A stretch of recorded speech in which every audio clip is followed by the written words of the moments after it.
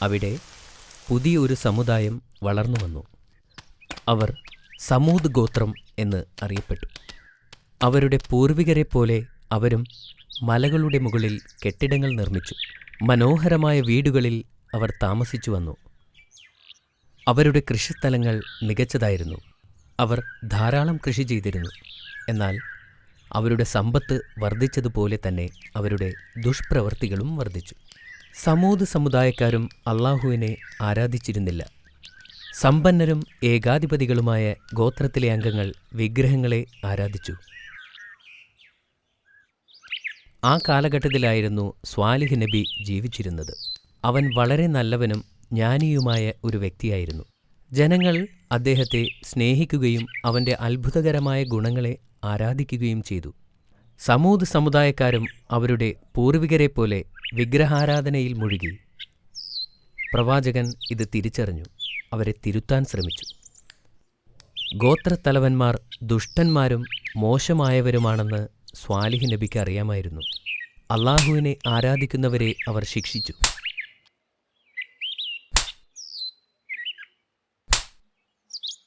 സ്വാലിഹ് നബിയെ അള്ളാഹു തൻ്റെ ദൂതനായി തിരഞ്ഞെടുത്തു. അവൻ ആരെയും ഭയപ്പെടുന്നില്ല. മഹാനും സർവശക്തനുമായ അള്ളാഹു അല്ലാതെ ആരെയും ഭയപ്പെടാതെ അദ്ദേഹം അള്ളാഹുവിനോട് പ്രാർത്ഥിച്ചു. മനുഷ്യരെ, നിങ്ങൾ അള്ളാഹുവിന് വഴിപ്പെടുക. അവനല്ലാതെ മറ്റൊരു ദൈവമില്ല എന്ന് സ്വാലിഹ് നബി അലൈഹിസ്സലാം പറഞ്ഞു. എന്നാൽ അദ്ദേഹത്തിൻ്റെ ഗോത്രക്കാർ പറഞ്ഞു, ഓ സ്വാലിഹ്, ഞങ്ങൾ എപ്പോഴും നിന്നെ ഇഷ്ടപ്പെടുന്നു. നിങ്ങൾ ഒരു ദിവസം ഞങ്ങളുടെ തലവനായി തീരുമെന്ന് ഞങ്ങൾ കരുതി. ഞങ്ങളുടെ ദൈവങ്ങളെ ഉപേക്ഷിച്ച് അള്ളാഹുവിനെ വിശ്വസിക്കാൻ എന്തിന് ഞങ്ങളോട് ആവശ്യപ്പെടുന്നു? ഞങ്ങളുടെ പിതാക്കന്മാർ ആരാധിച്ചു വരുന്നതിനെ ഞങ്ങൾ ആരാധിക്കുന്നതിൽ വിലക്കുന്നതെന്തിന്? ഞങ്ങൾ അള്ളാഹുവിൽ വിശ്വസിക്കുന്നില്ല. അവർ പറഞ്ഞു. നന്മയും തിന്മയും തമ്മിലുള്ള പോരാട്ടം തുടങ്ങിയത് അവിടെ നിന്നാണ്. നബി തങ്ങൾ അള്ളാഹുവിൻ്റെ അടുക്കൽ മാപ്പിരയ്ക്കുകയും അവിശ്വാസികളോട് യുദ്ധം ചെയ്യുകയും ചെയ്തു. ഒരു ദിവസം പതിവ് പോലെ സമൂദ് ഗോത്രക്കാർ മലയുടെ മുകളിൽ വലിയ പാറകൾക്ക് ചുറ്റും കൂടി. അവർ ആ പാറയെ ആരാധിച്ചു. കുട്ടികൾ തങ്ങളുടെ പൂർവികരെ കണ്ട് അവരും ആ പാത പിന്തുടർന്നു. അവർ ആ പാറയുടെ തൃപ്തിക്കും അനുഗ്രഹത്തിനും വേണ്ടി ആണാടുകളെ ബലി കൊടുത്തിരുന്നു. സ്വാലിഹ് നബി ഇത് കണ്ടപ്പോൾ ദുഃഖിതനായി പറഞ്ഞു, എൻ്റെ സമൂഹമേ, ഏകദൈവത്തെ മാത്രം ആരാധിക്കുക. അപ്പോൾ അവരിൽ ഒരാൾ ചോദിച്ചു, നിങ്ങൾ എന്തിനാണ് അള്ളാഹുവിനെ മാത്രം ആരാധിക്കുവാൻ ഞങ്ങളോട് ആവശ്യപ്പെടുന്നത്? പ്രവാചകൻ പറഞ്ഞു, നിങ്ങളെ അവൻ സൃഷ്ടിച്ചു. അവൻ നിങ്ങൾക്ക് എല്ലാം തന്നു. സൂര്യൻ, ചന്ദ്രൻ, പർവ്വതങ്ങൾ, കടലുകൾ, നിങ്ങൾക്ക് ചുറ്റും കാണുന്നതെല്ലാം. ഒരു അത്ഭുതം കാണിച്ചു തരിക. തലവന്മാരിൽ ഒരാൾ ഇങ്ങനെ പറഞ്ഞു, ഞങ്ങൾക്ക് ഒരു അത്ഭുതം കാണിച്ചു തന്നാൽ ഞങ്ങൾ നിങ്ങളെ വിശ്വസിക്കും. ആ പാറയിൽ നിന്ന് ജീവനുള്ള ഒരു ഒട്ടകത്തെ ഉണ്ടാക്കാൻ നിന്റെ നാഥനോട് പറയുക. മറ്റൊരു തലവൻ പറഞ്ഞു, അതെ, ഒട്ടകം ഗർഭിണിയായിരിക്കണം. അവൻ ചിരിച്ചു.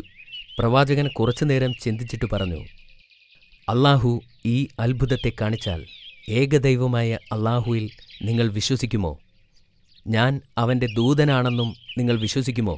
അതെ, അവർ മറുപടി പറഞ്ഞു. അപ്പോൾ നബി അള്ളാഹുവിനോട് അവരുടെ ആവശ്യം നടത്തിക്കൊടുക്കുവാൻ പ്രാർത്ഥിച്ചു. അത്ഭുതമൊന്നു പറയട്ടെ. ആദ്യം പാറക്കല്ലുകൾ തകരുന്ന ശബ്ദം കേട്ടു. അവിടെ ഒരു സുന്ദരിയായ ഒട്ടകം. അത് വലിയതും ഗർഭിണിയുമായിരുന്നു. ജനങ്ങൾ ഒട്ടകത്തെ കണ്ടപ്പോൾ ആശ്ചര്യപ്പെട്ടു. അവർക്ക് അവരുടെ കണ്ണുകളെ വിശ്വസിക്കാൻ കഴിഞ്ഞില്ല. ചിലർ കണ്ട കാര്യങ്ങൾ വിശ്വസിച്ചു. എന്നാൽ മറ്റു ചിലർ, പ്രത്യേകിച്ച് സമ്പന്നരും ശക്തരും, ഇത് മാജിക്കാണെന്ന് കരുതി. അള്ളാഹു തൻ്റെ മഹത്വം കൊണ്ട് ആ പാറയിൽ നിന്നും വരുത്തിയ ഒട്ടകത്തിൻ്റെ മുൻപിൽ പ്രവാചകൻ സാഷ്ടാംഗം നമസ്കരിച്ചു. ചിലർ പറഞ്ഞു, പ്രവാചകൻ പറഞ്ഞത് സത്യമാണ്. അള്ളാഹു യഥാർത്ഥ ദൈവമാണ്. അപ്പോൾ പോലും വിശ്വാസികളുടെ എണ്ണം വളരെ കുറവായിരുന്നു.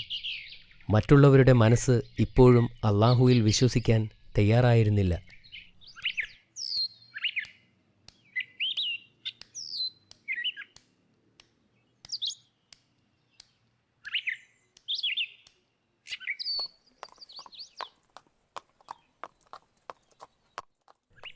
3 ദിവസം കഴിഞ്ഞ് ആ ഒട്ടകം സുന്ദരനായ ഒരു ആൺ ഒട്ടകത്തെ പ്രസവിച്ചു.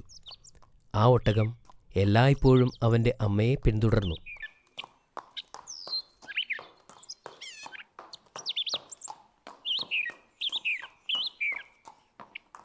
വളരെ പെട്ടെന്ന് തന്നെ ഒട്ടകവും അവളുടെ മകനും സ്നേഹത്തിൻ്റെയും കരുണയുടെയും ചിഹ്നങ്ങളായി മാറി. അപ്പോൾ പ്രവാചകൻ തൻ്റെ ജനത്തോട് പറഞ്ഞു, നിങ്ങൾ അല്ലാഹുവിന് വഴിപ്പെടുക, അവനല്ലാതെ ദൈവമില്ല. നിന്റെ രക്ഷിതാവിങ്കിൽ നിന്നുള്ള വ്യക്തമായ തെളിവും കൊണ്ടാണ് ഞാൻ പറയുന്നത്. അല്ലാഹുവിൻ്റെ ഭൂമിയിൽ നടന്നു ഭക്ഷിക്കുവാൻ ആ ഒട്ടകത്തിനെ വിട്ടേക്കുക. അതിനെ ഉപദ്രവിക്കരുത്. നിങ്ങൾ അങ്ങനെ ചെയ്താൽ അല്ലാഹു നിങ്ങളെ ശിക്ഷിക്കും.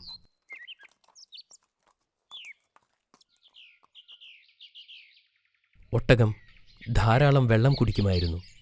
കിണരരികിൽ നിന്നും ഒട്ടകം വെള്ളം കുടിക്കുമ്പോൾ മറ്റു ജീവജാലങ്ങൾക്കോ ആളുകൾക്കോ കിണറിനടുത്തേക്ക് പോകാൻ കഴിഞ്ഞില്ല.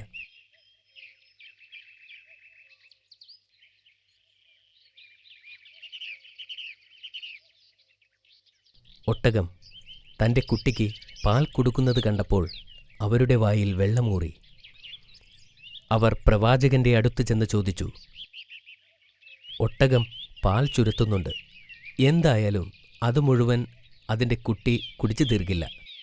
അതുകൊണ്ട് ഞങ്ങൾക്ക് അതിൻ്റെ പാലെടുക്കുന്നതിന് അനുവാദം തരണം. അദ്ദേഹം ഒട്ടകത്തിന് വെള്ളം കൊടുക്കാൻ ആവശ്യപ്പെട്ടു.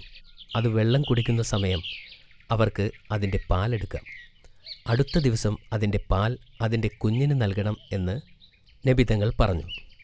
അവർ അത് അംഗീകരിച്ചു.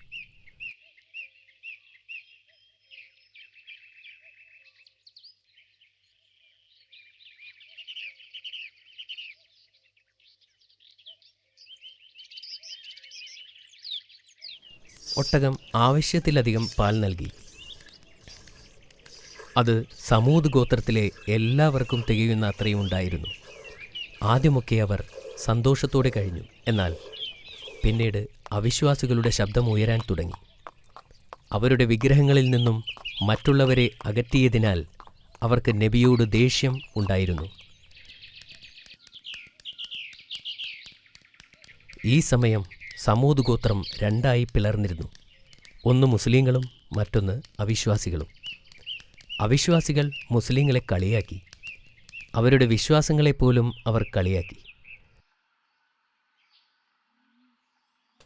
സ്വാലിഹ് നബി പറയുന്നത് സത്യമാണെന്നാണോ നിങ്ങൾ വിശ്വസിക്കുന്നത്? അതെ, ഞങ്ങൾ അദ്ദേഹത്തിൻ്റെ സന്ദേശത്തിൽ വിശ്വസിക്കുന്നു. അല്ലാഹുവിൽ ഞങ്ങൾ വിശ്വസിക്കുകയും ചെയ്യുന്നു. അവിശ്വാസികൾ അല്ലാഹുവിനെ പരസ്യമായി തള്ളിപ്പറഞ്ഞു. അവർ ധനവാന്മാരായിരുന്നു. പല പ്രമുഖന്മാരും നബിക്കെതിരെ തന്നെയായിരുന്നു. പ്രവാചകൻ നിലനിന്നാൽ അത് തങ്ങളുടെ ദൈവങ്ങൾക്ക് ഭീഷണിയാകുമെന്ന് അവർ മനസ്സിലാക്കി. ഒരിക്കൽ അവരെല്ലാം കൂടിച്ചേർന്നു.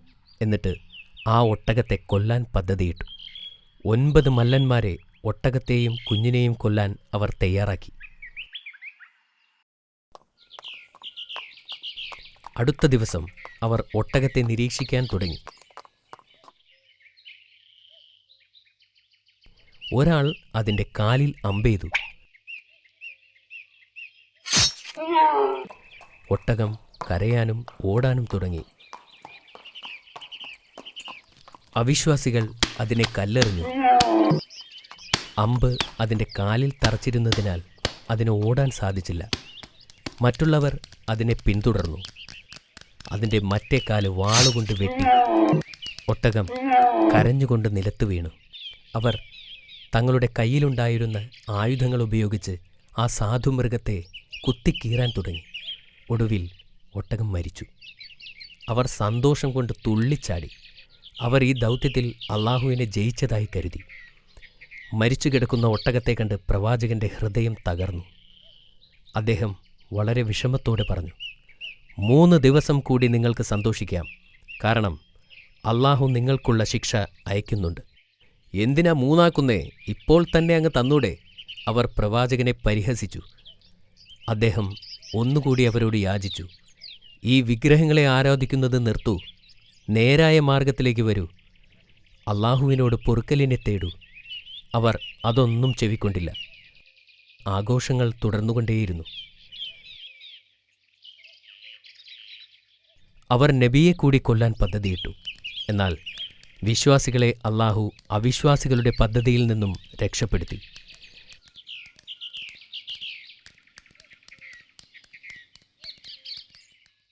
സ്വാലിഹ് നബി പറഞ്ഞ ശിക്ഷയുടെ നാൾ വന്നെത്തി. അവിശ്വാസികൾ പാറക്കല്ലുകൾ കൊണ്ടുണ്ടാക്കിയ ഭവനങ്ങളിൽ സുരക്ഷിതരാണെന്ന് പ്രതീക്ഷിച്ചിരുന്നു. പെട്ടെന്നൊരു ഇടിനാദം അവർ കേട്ടു. ഭൂമി കുലുക്കവുമുണ്ടായി. ആ ഭൂമിയെല്ലാം എല്ലാവരെയും കൊല്ലും വിധം ഇളകി മറിഞ്ഞു. അവരുടെ ബലമുള്ള വീടുകളോ കല്ലുകൊണ്ടുള്ള സുരക്ഷിത സ്ഥാനങ്ങളോ അവരെ രക്ഷിച്ചില്ല. എന്താണ് സംഭവിക്കുന്നതെന്ന് മനസ്സിലാകുന്നതിന് മുമ്പ് തന്നെ അവരെല്ലാം കൊല്ലപ്പെട്ടു. അല്ലാഹു സുബ്ഹാനഹു വ തആല സ്വാലിഹ് നബിയെയും തൻ്റെ അനുയായികളെയും ഈ മഹാദുരന്തത്തിൽ നിന്നും കാത്തുരക്ഷിച്ചു. ജനങ്ങളുടെ അഹങ്കാരത്തിനും അവിശ്വാസത്തിനും അവരുടെ ജീവനെ രക്ഷിക്കാനോ അവരുടെ വിഗ്രഹങ്ങളെ രക്ഷിക്കുവാനോ കഴിയുമായിരുന്നില്ല. അവരുടെ വലിയ കെട്ടിടങ്ങൾക്ക് യാതൊരു സംരക്ഷണവും നൽകാനായില്ല. സന്മാർഗം പ്രാപിച്ചവർ അള്ളാഹുവിനെ നേരിൽ കാണും. തീർച്ചയായും അള്ളാഹു പശ്ചാത്താപം ഏറെ സ്വീകരിക്കുന്നവനും കരുണാനിധിയുമാകുന്നു. എന്നിരുന്നാലും അള്ളാഹുവിൻ്റെ മുന്നറിയിപ്പുകൾ നാം അവഗണിക്കരുത്. സമൂദ് ജനതയുടെ കഠിനമായ ശിക്ഷ അതാണ് നമ്മളെ പഠിപ്പിക്കുന്നത്. മനസ്സിലായോ അമീർ? മാഷാ അല്ലാ, വളരെ നല്ല കഥയായിരുന്നു. നിനക്ക് ഇഷ്ടപ്പെട്ടല്ലോ? ചോദ്യങ്ങൾ ചോദിക്കൂ ബാബ. ശരി, നീ റെഡിയാണോ അമീർ? യെസ്. സമൂദികൾ ചെയ്തിരുന്ന പാപങ്ങൾ എന്തൊക്കെയാണ്? സമൂദികൾ വിഗ്രഹങ്ങളെ ആരാധിച്ചിരുന്നു. ഇത് ശരിയാണോ ബാബ? അത് വളരെ ശരിയാണ്. സമൂദ് ഗോത്രക്കാർ പ്രവാചകനെ വെല്ലുവിളിച്ചത് എങ്ങനെയാണെന്ന് നിനക്ക് ഓർമ്മയുണ്ടോ അമീർ? നബിയോട് അത്ഭുതം പ്രവർത്തിക്കാൻ ആവശ്യപ്പെട്ടു. എന്തായിരുന്നു നബി കാണിച്ച ആ അത്ഭുതം? അവർ കാണിച്ചു കൊടുത്ത പാറയിൽ നിന്നും ജീവനുള്ളതും ഗർഭിണിയുമായ ഒരൊട്ടകത്തെ നബി തങ്ങൾ പുറത്തെടുത്തു. സ്വാലിഹ് നബിക്ക് ഇത് ചെയ്യാനുള്ള കഴിവുണ്ടായിരുന്നുവോ? ഇല്ല. നബി അള്ളാഹുവിനോട് പ്രാർത്ഥിച്ചപ്പോൾ ഒരു വലിയ ഗർഭിണിയായ ഒട്ടകം ആ കല്ലിൽ നിന്നു വന്നു. മാഷാ അല്ലാ. ഇനി അടുത്ത ചോദ്യം. സമൂദ് സമുദായത്തിൽപ്പെട്ടവർ എന്തിനെക്കുറിച്ചാണ് പരാതി പറഞ്ഞുകൊണ്ടിരുന്നത്? ഇതിന് നിനക്ക് ഞാൻ കുറച്ച് ഓപ്ഷൻസ് തരാം. ഓപ്ഷൻ എ, ഒട്ടകം അപകടകാരിയായിരുന്നു. ഓപ്ഷൻ ബി, ഒട്ടകം ആടുകളെ ഉപദ്രവിക്കുന്നു. ഇനി ഓപ്ഷൻ സി, ഒട്ടകം തങ്ങളുടെ വെള്ളം മുഴുവനും കുടിച്ചു തീർക്കുന്നതുകൊണ്ട്. സി. ഓപ്ഷൻ സി ആണ്. അതെ, ശരിയാണ്.